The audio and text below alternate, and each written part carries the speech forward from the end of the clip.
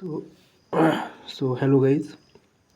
So today we are going to discuss Indian polity, भारतीय राज्य व्यवस्था और उसमें we can discuss we are going to discuss constitutional development of India, Bharat का संवैधानिक विकास. So the constitutional development of India is in two phases. Like one is company rule and another is say crown rule. So ये जो company rule था, company का शासन, तो company का शासन जो था वो 1773 से लेके 1877 तक कंपनी रूल, मतलब ईस्ट इंडिया कंपनी जो थी वो उनके रूल थे. तो एंड लाइक आफ्टर 1857 से लेके 1947 till the independent there is a crown rule. Like ताज का शासन means from we can say from British government ये शासन होता था. तो सबसे पहले 1599 में एक ब्रिटिशर इंडिया आया था जिसका नाम था, फर्स्ट ब्रिटिशर था वो जो 1599 में इंडिया आया था. उसका नाम था जॉन मेल्डिनाल. तो ये जो मेल्डिनाल था ये मुग़ल एम्परर अकबर के शासनकाल में इंडिया आया था. और उसी समय जो ब्रिटेन की जो महारानी थी वो थी क्वीन एलिजाबेथ टेलर फर्स्ट. सो उनके समय और मुग़ल एम्परर अकबर के समय शासनकाल में ये इंडिया आया था. एंड इंडिया आने के बाद इंडिया से जाने के बाद ब्रिटेन वापस जाने के बाद उसने क्या किया कि एक ट्रेडर ग्रुप जिसे मर्चेंट एडवेंचरर्स के नाम से जाना जाता है उसको एलिजाबेथ टेलर के पास भेजा. तो उसको एलिजाबेथ टेलर के पास भारत में व्यापार का अधिकार मांगने के लिए भेजा गया. तो उस समय एलिजाबेथ टेलर ने एक 1600 का एक चार्टर राजलेख निकाला. और उसी चार्टर एक्ट के थ्रू ने 31 दिसंबर 1600 में ब्रिटिश इंडिया कंपनी की स्थापना लंदन में हो गई थी. और उसके बाद क्या किया कि उस ईस्ट इंडिया कंपनी को 15 ईयर्स ट्रेड मोनोपोली, व्यापारिक एकाधिकार मिल गया. तो उसके बाद क्या हुआ कि 1608 में एक और ब्रिटिशर इंडिया आया जो जहांगीर, उस समय जो इंडिया में शासन था वो जहांगीर का था. तो जहांगीर के शासनकाल में कैप्टन विलियम हॉकिंस वो इंडिया आया. और उसके बाद 1613 में फर्स्ट फैक्ट्री इन सूरत में एक फैक्ट्री बनाई गई. और 1615 को सर थॉमस रुई उन्होंने क्या किया कि 3 प्रेसिडेंसीज बनाई, एक मद्रास में, बॉम्बे में और एक कलकत्ता में. तो ये थी some introduction about like britishers. तो क्या हुआ कि आफ्टर द बक्सर वॉर उसके बाद बंगाल में पूरी तरीके से अंग्रेज़ों का शासन मतलब वहाँ पे आ गया था. तो 1773 में क्या हुआ, एक एक्ट आ गया जिसे हम रेगुलेटिंग एक्ट कहते हैं. उस अधिनियम के थ्रू मीन्स उस समय जो ब्रिटेन के जो पीएम थे लॉर्ड नॉट, उन्होंने एक सीक्रेट कमेटी बनाई थी. तो उसी के through like first time company के लिए लिखित नियमों की शुरुआत कर दी गई थी. मीन्स कब कि वो जो 1773 के जो एक्ट था, रेगुलेटिंग एक्ट, उसमें कि कंपनी के लिए लिखित नियम तैयार किए गए थे और वो शुरुआत कर दी गई थी. और उसके बाद क्या हुआ, जो बंगाल का गवर्नर था, राइट, बंगाल का गवर्नर को, जो उस टाइम बंगाल का गवर्नर था वो था वॉरेन हेस्टिंग. उसे बंगाल का गवर्नर जनरल बनाया गया. और कहलाने लगे, वी कैन से लाइक उसे अब बंगाल का गवर्नर जनरल मतलब कहने लगे। तो वो जो था वो फर्स्ट गवर्नर जनरल था। तो लाइक कई बार क्वेश्चन आ सकता है कि the first governor general of Bengal is Warren Hastings. और फॉर मीन्स वॉरेन हेस्टिंग जो गवर्नर जनरल था, उसके लिए काउंसिल बनाई गई, मतलब एक परिषद बनाई गई, और उस परिषद में 4 मेंबर्स थे। और जो परिषद और जो काउंसिल बनाई गई थी उसे governor general and his council, इस उसे ये कहे का जो गवर्नर जनरल और हिज काउंसिल उसे कहा जाता था। तो इसी रेगुलेटिंग एक्ट के थ्रू कलकत्ता में एक सर्वोच्च न्यायालय सुप्रीम कोर्ट बना 1774 को, राइट। तो वो जो मीन्स सुप्रीम कोर्ट था, उस सुप्रीम कोर्ट के फर्स्ट चीफ जस्टिस जो थे वो लॉर्ड इम्पे था। तो और उसके साथ 3 अदर जजेस थे जिनका जिनका जो थे हाइड, चैम्बर्स एंड लाइमस्टर्स। ये जो थे वो 3 अदर जजेस थे। और जो फर्स्ट चीफ जस्टिस थे वो थे लॉर्ड इम्पे। तो यहाँ पे एक और क्वेश्चन यहाँ से आता है कि फर्स्ट जो chief justice of supreme court is Lord Impey. तो उसी एक्ट में एक और बात हो गई थी, बिना लाइसेंस में मतलब बिना लाइसेंस व्यापार करने के लिए कंपनी के एम्प्लॉय पे प्रतिबंध लगाया गया था। Without license trading has abolished for a company employ के लिए जो व्यापार था उस पर रोक लगाई गई थी विदाउट अ लाइसेंस। एंड उसी के साथ उसी समय मतलब जब वहाँ पे सरकार मतलब अंग्रेज़ों की सरकार थी, वो द्वैध शासन थी। उस द्वैध शासन के समय पे जो था वहाँ पे बहुत सारी भ्रष्टाचारी बढ़ गई थी। तो इसीलिए कंपनी कर्मचारियों पर उपहार लेने से मतलब गिफ्ट लेने से भी प्रतिबंध लगाया गया था। तो क्या हुआ, ये एक्ट के बाद एक और एक्ट आ गया जिसे हम 1871 में जो एक्ट आया था उसे सेटलमेंट एक्ट 1781 में जो एक्ट आया था उसे हम सेटलमेंट एक्ट कहते हैं। तो उसी सेटलमेंट एक्ट में क्या हुआ था, जो रेगुलेटिंग एक्ट था उसमें कुछ सुधार किए गए थे। और उसके बाद जो कलकत्ता की जो सरकार थी उस समय, उसे अब पूरे बंगाल, बिहार और उड़ीसा, राइट, पूरे बंगाल, बिहार और उड़ीसा के लिए कानून बनाने का अधिकार उनको मिल गया। तो इससे पहले क्या होता था कि वो सिर्फ जो थे सरकार थी बंगाल की, वो सिर्फ कलकत्ता में के लिए और बंगाल के लिए मतलब कलकत्ता में ही कानून बनाती थी। लेकिन इस सेटलमेंट एक्ट के थ्रू क्या हुआ कि बंगाल, बिहार और उड़ीसा के लिए कानून बनाने का अधिकार उनको मिल गया। तो फिर उसके बाद एक और एक्ट आया, वो था पिट्स एक्ट जो 1784 में आया था। तो उस पिट्स एक्ट के थ्रू क्या हुआ कि जो कंपनी के व्यापारिक कार्य और राजनीतिक कार्य थे उनको मतलब डिफ्रेंशिएट कर दिया गया, मतलब अलग कर दिया गया। और व्यापारिक कार्य के लिए कोर्ट ऑफ डायरेक्टर, एक निर्देशक मंडल जिसमें 24 मेंबर्स थे। और राजनीतिक कार्यों के लिए board of control in London जिसमें नियंत्रक मंडल बनाया गया जिसमें 6 मेंबर्स थे।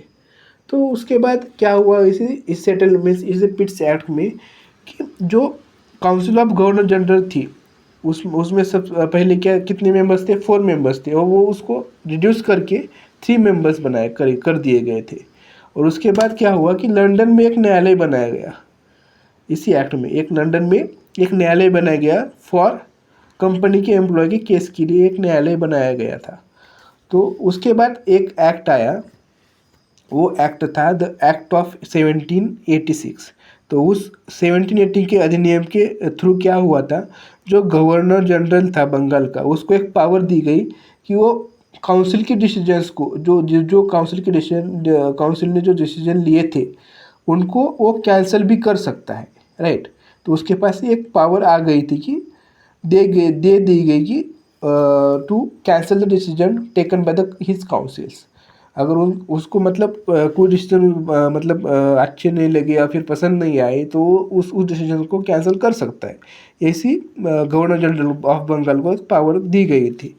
तो उसके बाद क्या हुआ कि जो गवर्नर जनरल था उसको अब प्रधान सेनापति means commander in chief of British army उनको बनाया गया उस समय थ्रू 1866 एक्ट के थ्रू, राइट। हाँ, तो उसके बाद क्या हुआ कि एक चार्टर एक्ट आया, राजलेख अधिनियम आया 1793 में, जिसमें क्या हुआ कि ट्रेड मोनोपोली जी थी, ट्रेड मोनोपोली जो था मतलब व्यापार को एक्सटेंड कर दिया गया मीन्स 20 ईयर्स के लिए, राइट। तो trade monopoly was extended for another 20 years. And उसके बाद क्या हुआ, जो सैलरीज थी बोर्ड ऑफ कंट्रोल की, राइट, जो बोर्ड ऑफ कंट्रोल की सैलरी थी अब इंडियन रिवेन्यू से कर दी जा रही थी। उससे पहले क्या होता था कि ब्रिटिश रिवेन्यू से वो होती थी। तो उसके बाद एक और एक्ट आया 1813 का। तो उस एक्ट के थ्रू क्या हुआ, वो चार्टर एक्ट के थ्रू क्या हुआ कि जो क्रिश्चियन मशीनरीज थी वो इंडिया अराइव हो गई थी। उस मतलब कभी कभी क्वेश्चन आते हैं कि क्रिश्चियन मशीनरी किस एक्ट में अराइव हुई थी या किस समय अराइव हुई थी। तो वो 1813 में चार्टर एक्ट के थ्रू क्रिश्चियन मशीनरीज अराइव हो गई थी।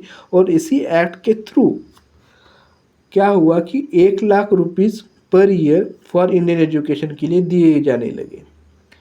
तो जो इंडियन एजुकेशन था उसके लिए 1 लाख पर ईयर, वार्षिक 1 लाख मतलब 1 लाख रुपए इंडियन एजुकेशन के लिए दिए जाने लगे 1813 के चार्टर एक्ट के थ्रू।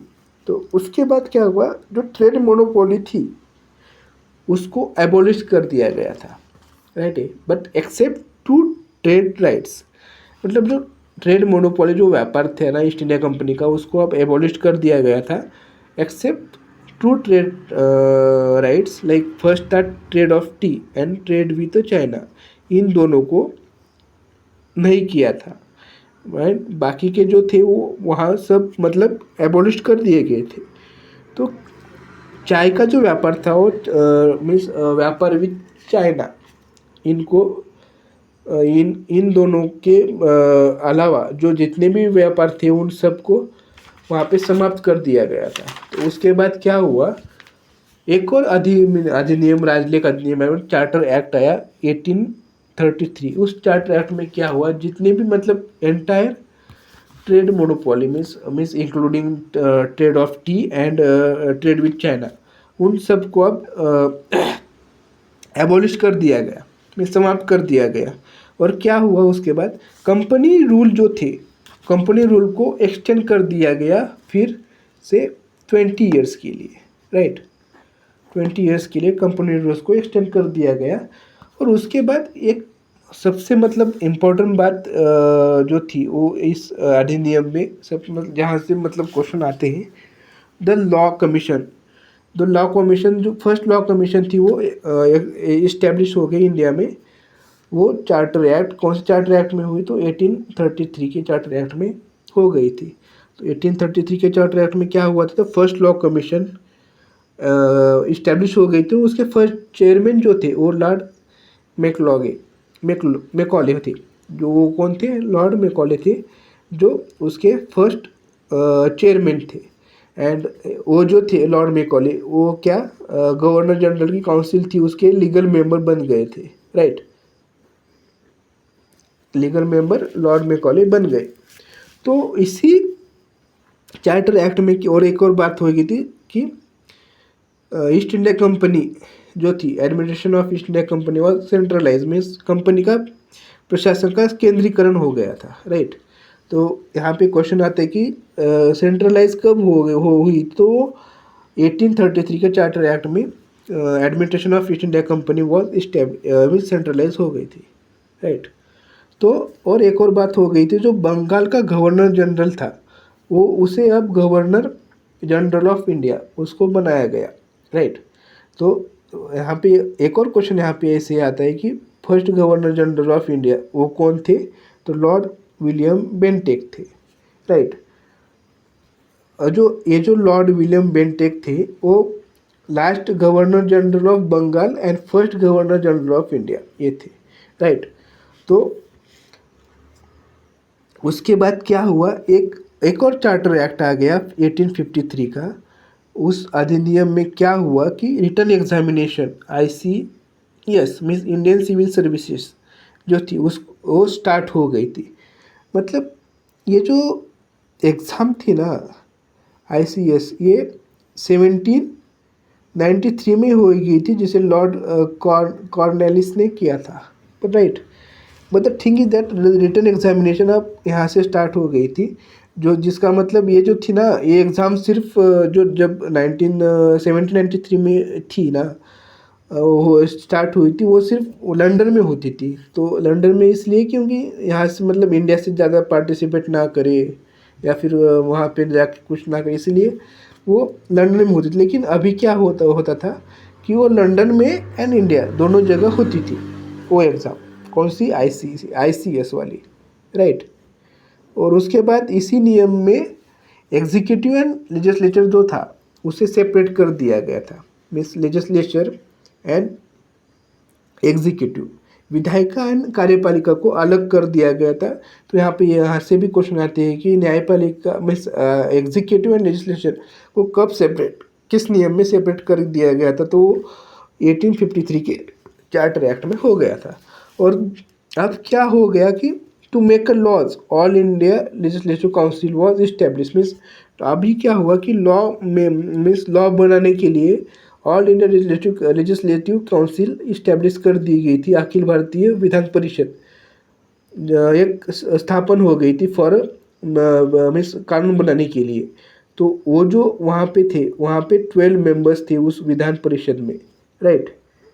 तो और एक और बात यहाँ पे हो गई कि चार्टर एक्ट मीन्स 1853 के चार्टर एक्ट में the third point means fourth point is that कि British parliament got the power to abolish company rule from India. Means क्या हुआ कि ब्रिटिश शासन को कंपनी का शासन समाप्त करने की शक्ति प्रदान की गई थी। किस नियम के through? Charter act 1853 charter act के थ्रू ब्रिटिश पार्लियामेंट जो थी उनको एक पावर मिली कि वो एबॉलिश कर सकते company rule from India, right. हाँ, तो ये यहाँ तक मतलब कंपनी रूल हो गया। और उसके बाद रिवॉल्ट हो गया 1587 का। और जहाँ मतलब 1587 का जो विद्रोह था, जिसका लीडर बहादुर शाह जफर था, वो लास्ट एम्परर बन गया, क्योंकि उसके बाद मतलब इंडिया से मुगल एम्पायर मतलब समाप्त कर दिया गया था, राइट। तो it's all about a company rule. तो मतलब यहाँ पे जो थे मतलब मेन पॉइंट जो है ना, तो एक्ट है। तो वो जो एक्ट है वो हम एक मतलब एक शॉर्ट में हम समझते हैं। तो 1773 में क्या हुआ? Governor general of Bengal and supreme court in Calcutta, right, at Calcutta. ये दो पॉइंट है जो बहुत इंपॉर्टेंट है रेगुलेटिंग एक्ट में। उसके बाद ये 1784 का पिट्स एक्ट आया, जहाँ पे board of control and director में कोर्ट ऑफ डायरेक्टर, ये दो बनाए गए थे। ड्यूअल गवर्नमेंट थी वहाँ पे, राइट। उसके बाद 1813 का जो चार्टर एक्ट था, वहाँ पे क्या मतलब सबसे मतलब इम्पोर्टेंट थिंग जो हमें मतलब we have to remember that is trade monopoly cancel हो गई थी, लेकिन except 2 trades, like which one? Trade rights, एक टी था और दूसरा था China. And the second thing is machinery जो थी ना, वो इसी एक्ट में मीन्स इसी समय इंडिया अराइव हो गई थी, राइट। तो उसके बाद एक चार्टर एक्ट आया 1833 का, जहाँ पे क्या कर दिया गया था कि governor general of India, governor general of Bengal को गवर्नर जनरल ऑफ इंडिया, जो फर्स्ट कौन थे? इम्पे थे, राइट। नहीं सॉरी, फर्स्ट थे Bentinck, right. Lord William Bentinck जो थे वो last governor general of Bengal and first governor general of India थे। और उसी के साथ क्या किया था? कंपनी के जो ट्रेड मोनोपोली थी उसको पूरी तरीके से क्या कर दिया गया था? एबॉलिश कर दिया गया था। और उसके साथ थर्ड पॉइंट इसमें जो मतलब इम्पोर्टेंट है वो लॉ मेंबर, मतलब एक law member law commission establish कर दी गई थी। कहाँ पे? 1833 के चार्टर एक्ट में।